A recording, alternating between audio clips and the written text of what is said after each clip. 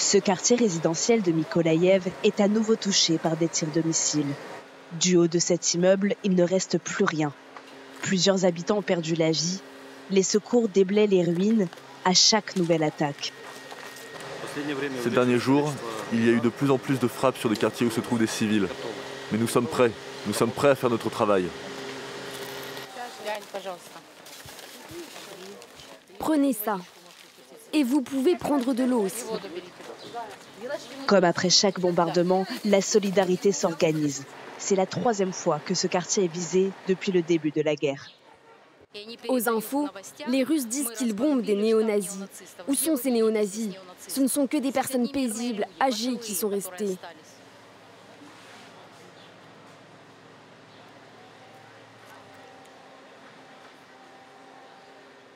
Comment pouvons-nous vivre dans ces conditions?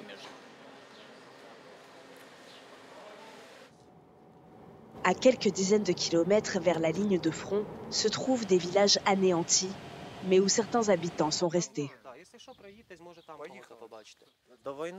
Avant la guerre, la population était d'environ 1350 personnes ici. Maintenant, moins de 2% sont restés, environ 30 personnes. La chose la plus effrayante de ces derniers jours, c'était le moment de silence. Avant, les bombardements étaient constants. Sur cette ligne avancée, les soldats ukrainiens défendent fermement leur position. Le terrain est miné, mais c'est du côté de la modernité de l'équipement que le bas blesse. C'est le cas avec cette mitrailleuse Maxim, produite en 1944.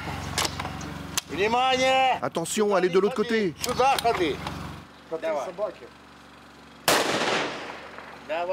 C'est fini. Il n'y a qu'une balle qui a bien voulu partir. Notre pays est en train d'utiliser toutes ses ressources, toutes ses forces. Nous attendons une aide réelle et rapide.